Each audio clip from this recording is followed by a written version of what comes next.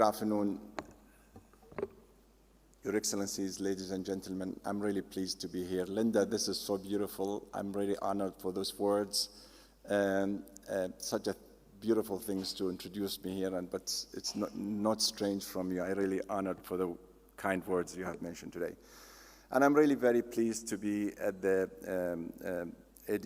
for the invitation of ADGM at the Resolve to do the closing remark. I've been following up the speakers. I have Malek, my colleagues here, been since in the morning. I was driving from Dubai, and I've been getting a note of everything's been said this morning to be up to date on very complex, very interesting speaking that have covered a number of very, very, very important issues. I hope that I could live to the standard that Linda had set up for me before I get on the podium today and speak to you. My name is Assam Al-Timimi. I'm the chairman of Al-Timimi and Company, a local established law firm which I proudly continue to work for.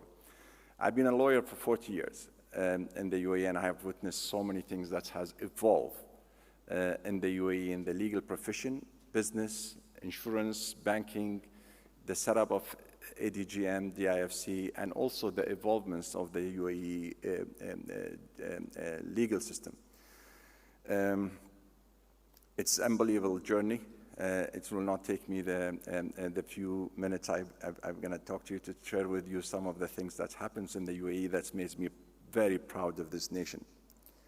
However, I'll share with you some of the thoughts that issues have been discussed today in terms of courts, litigations, environmental issues, AI, which is really a very current and important issues. And it surprised me sometimes how politicians, in particular politicians, takes it so lightly. And I think the problem that I see when I watch COP28 or 25 or 26 is the fight that intelligent people who specialize on the area have to drill these ideas through politicians who are trying to avoid the issues. It reminded me many years ago when I basically goes to the authority here, and my job today is extremely easy to try to talk about the legal system, the judicial system. And if you talk about, from I gather from the token that you had today, and Malek, my colleagues, has reported very well on it, there seems to be around the world, seriously around the world, 4 top important issues on the agenda is the legal system, which involve, of course, courts and rule of law, which we all today witnessing the challenges with it all around, AI, environmental issues with regard to the carbon, and then the merging of new countries around the world. And this is what we witnessing today, the changes that's happening around the world. I read a book maybe 12 years ago, and I was very happy in reading it. I think it was written by an editor of one of the newspapers in New York, Washington. It's basically, and some of you may have read it, basically it says, talked about the world being flat, the word's flat, that's the name of the book. And every time I actually see what's happening around the world today, it comes to me that word, because he was talking about how basically the world has lost the competitive edge. And literally all countries today knew the ingredients. Everybody can be competitive. Everybody can manufacture a car. Everyone can basically attract investors to their country's production. But when I look about this, when I remember about the title of the book, something else basically goes to my mind today. The word today is not only flat. It's flat and tangled. And tangled in so many ways and different things. Whether the conflict we're seeing around the world, which affecting all of us, and I think will continue to affect all of us in the year until things settled. And this has partly happened because of the bad management from the top countries around the world or the small countries around the world, badly managed issues. But also, it's going to affect many things around the world. It's already have affected, as we all witnessed, the rule of law. around the world. It's made all the international institutions irrelevant. It's also, we need to look at whether there is a chance to revamp these international institutions, whether the United Nations or others. And the same politician I've been talking about is the abstract for all these changes and renovations. So what's relevant to us today here? It's extremely relevant because for any investors, in my opinion, in the future, and I've stood around and I said it, if you want to know what's going to happen around the world in the future, you need to look at it in the eyes of 15 or 16 years old boy or girl. You need to see what those people looking at the words, how they operate, and what their ambitions, and the way basically they use technology. I see people, a lot of people talks about AI and applied AI. And I'm not an AI expert, but through my life, I start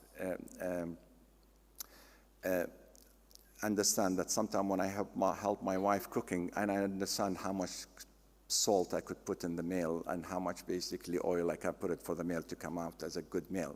So I am a good judgment of ingredients for the ingredients to come successful one. And today, many countries talk about AI, including courts, countries. And I'll tell you the problem that I particularly share, I will share with you my thoughts that I'm having with the way that states reflecting on AI. The first, which is the simple things, is the over-regulations. Usually you have an over-regulations for two reasons. Either because the person is uninformed or because he's scared. And it surprised me today, why, if AI is an international idea that applies for the whole nations internationally, why Europe, Africa, America, Middle East do not regulate the same AI rules everywhere? Why we would need a set of rules for Europe, set of rules for America, set of rules for Africa, and set of rules for nothing? That's itself going to create a hole in the AI system. Because we all know that if you're going to create an AI rules for Europe, they were going to have a big hole in the system elsewhere with the technology and the speed of the internet and with the way things are happening. People basically going to use AI elsewhere in a different way, and there will be a different provider elsewhere.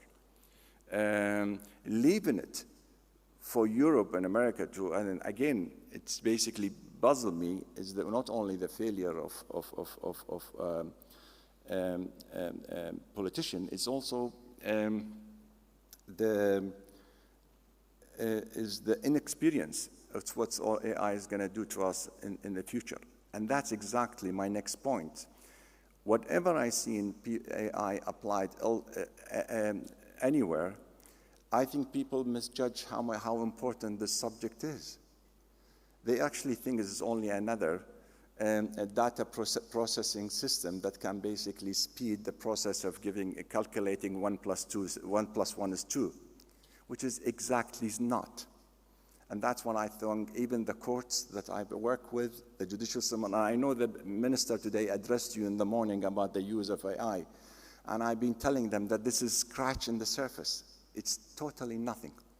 Because really the AI could help countries, hospitals, people. Just imagine today, and again, we need to look at it in the eyes of the 15 and 16 years old boy or girl to understand how the AI is going to be served them in 20, 30 years. It is more than just basically taking my car to the garage and today I have to examine it and try to tell me, okay, you need to change an oil or change your brakes. In the future, the AIs in my car is going to tell me, oh, okay, your car is due for service, you need to change your brake, or the diagnosis of your car need to, but that's not the AI we need to talk about in the future.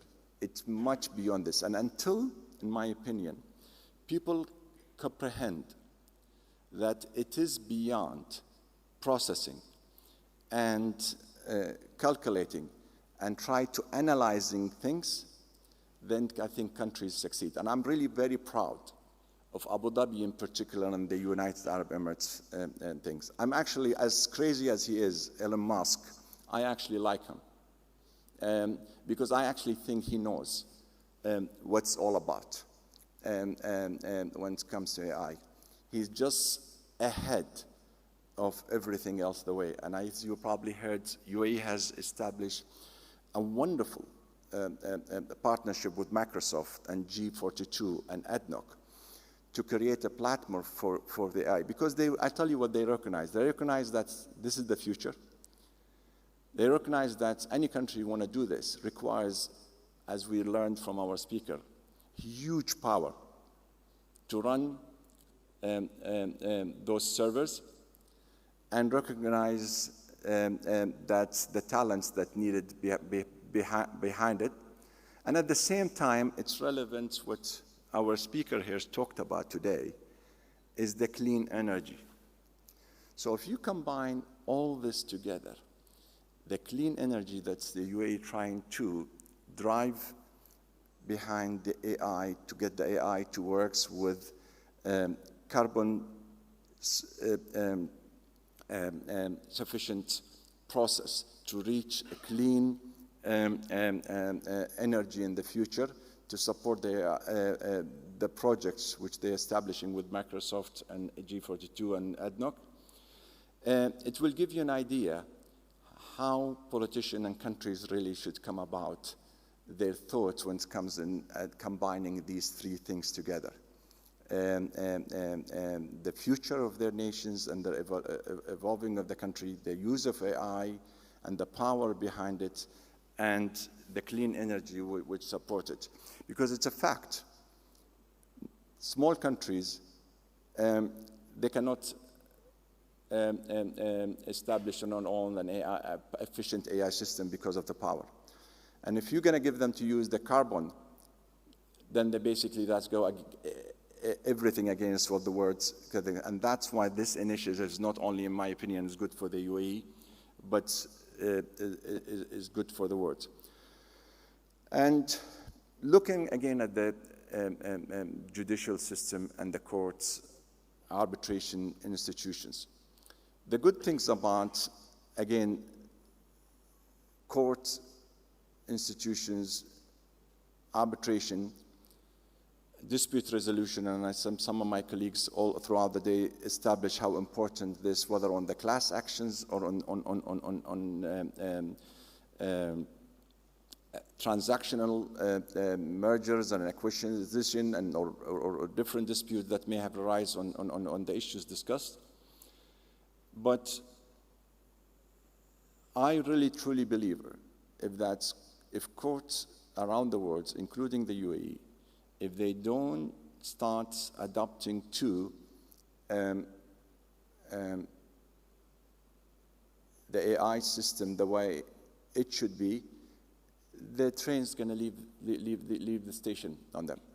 And if you continue to believe in the arbitration system, and that's very interesting in the arbitration, and I want to spend 1 minute boring you with the arbitration institution. Today there is about 4 or 5 major international arbitration institutions. And when I'm talking about the words flats and people understanding the ingredients, all the institutions are copying from each other. So the rules are all the same. They are almost the same institutions. The only thing the difference between one institution and another, whether it's the ICC, LCIA, SAYAC, Abu Dhabi, DAYAC, Dubai, is the way they manage your case. The internal administrator of the case managers internally.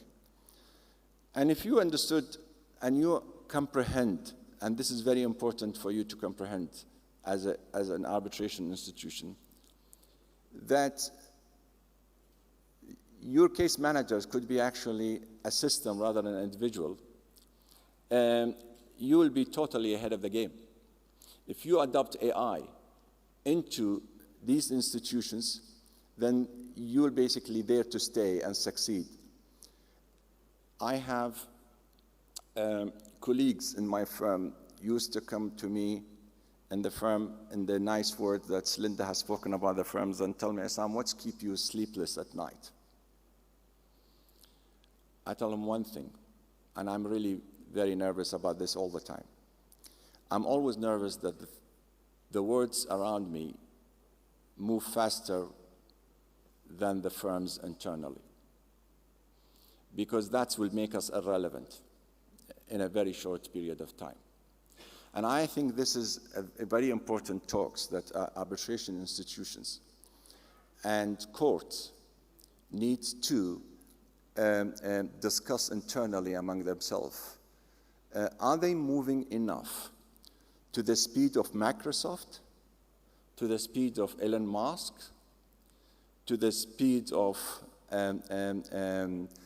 Google, or not? Because if they answer this question, they realize how behind they are and how irrelevant they might be in the future. Because that's a fact. It is just there in front of you.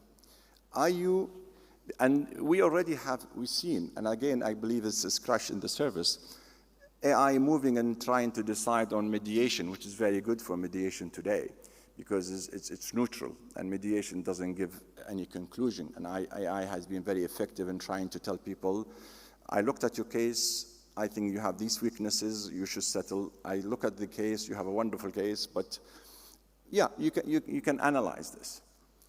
But again, that's a crash in the service. And I think institutions, court, including, in my opinion, Linda, ADGM court, and I think the nice thing about Abu Dhabi, we have the resources and the talents who's been invited from abroad to help us with our AI developments to try to change the culture.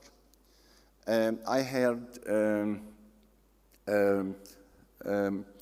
Mr. Sultan Jabbar said a wonderful word once about AI. And I really think this is something, Sabi, we all think about it. He said, we don't talk about AI as artificial intelligence. He said, we talk about AI as artificial, I wrote it down actually somewhere. Because I wanted to remember it for you, because I think it's a very,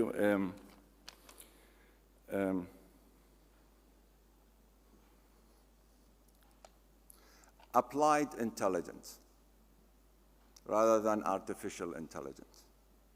It's something that you apply to your organization every day and part of your growth process.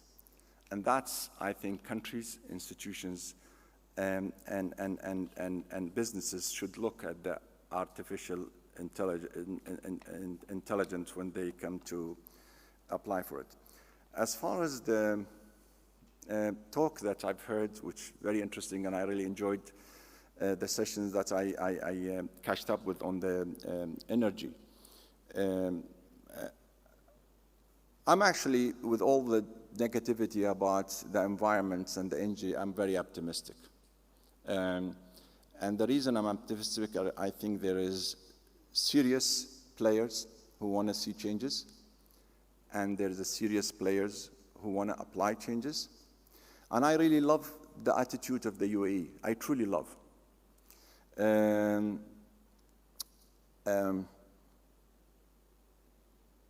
It is an admission that we are a carbon country. It's an admission that, yes, we have a carbon, so we're not in denial, but I'm doing something about it.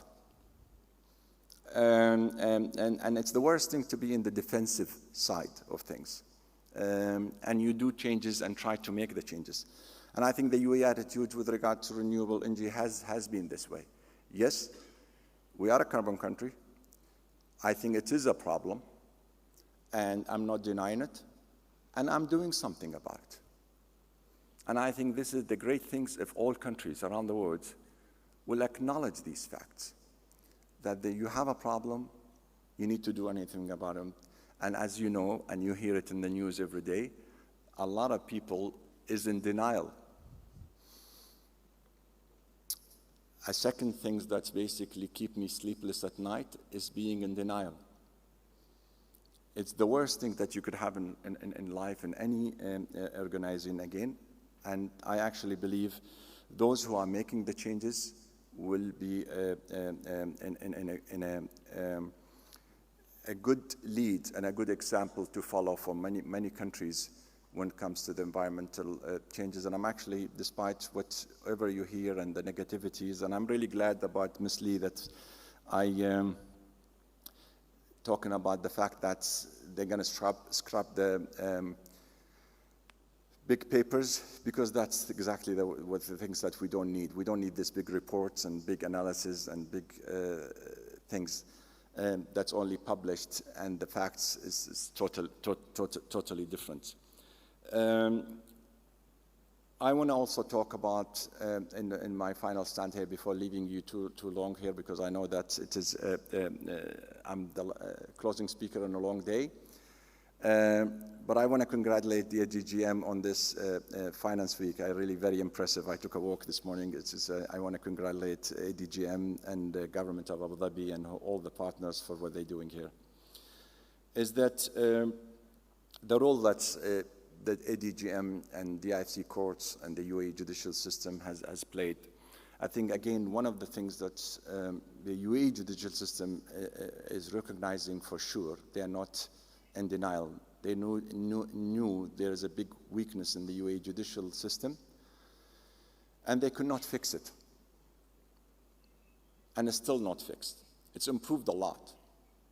And the Minister of Justice, if he stood before you, he's a very genuine person. And he's probably the best minister we ever had in the ministry, seriously. And they're working very hard to improve in the judicial system and changing the process, the manpower, the talent, the professional. But I can tell you for sure, I've been practicing law here for 40 years. We probably have the best independent judicial system in the world. The best judicial system independence in the world.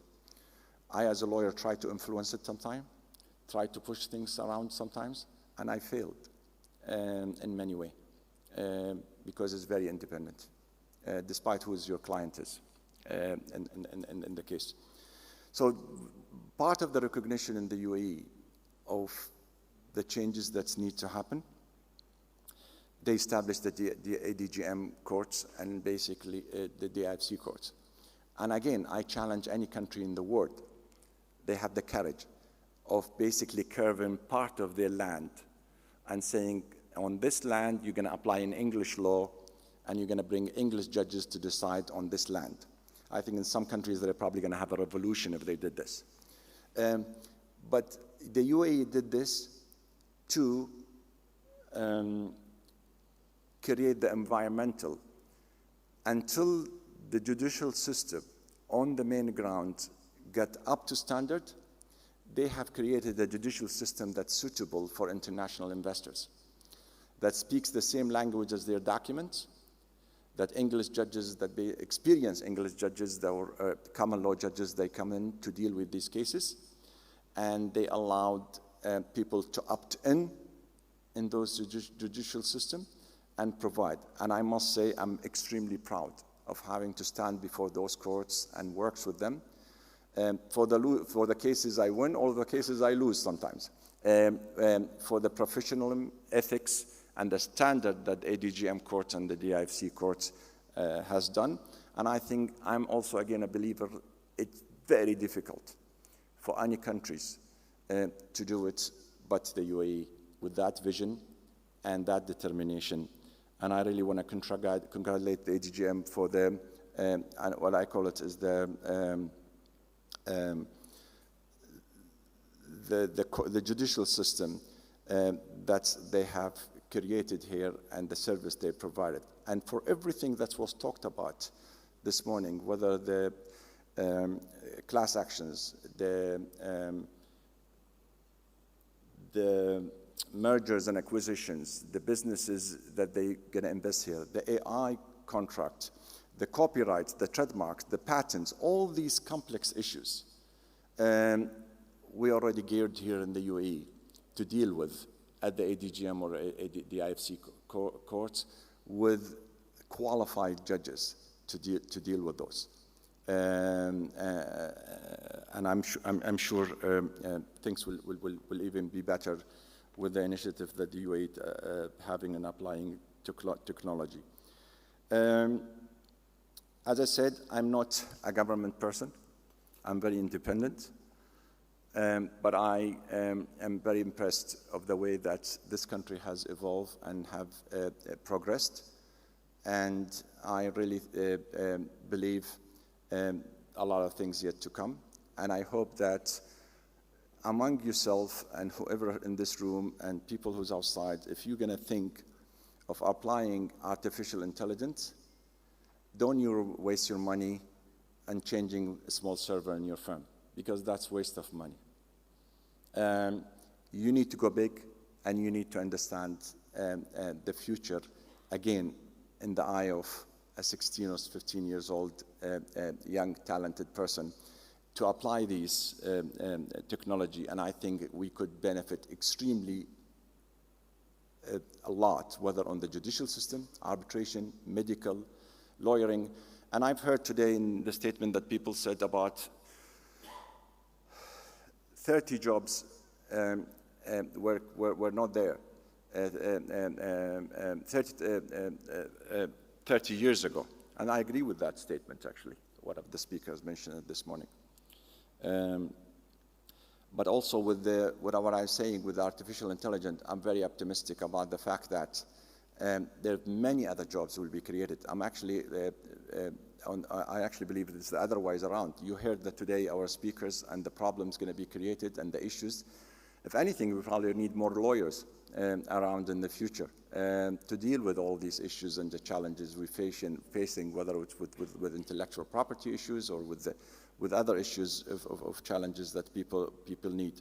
So the opportunity is there, the future there, and I hope that the words would recognize this and the conflict around us that basically will go away soon. And I'm sure this is all an evolving of new words that's going to settle somewhere, and hopefully we'll all be part of it. Thank you very much.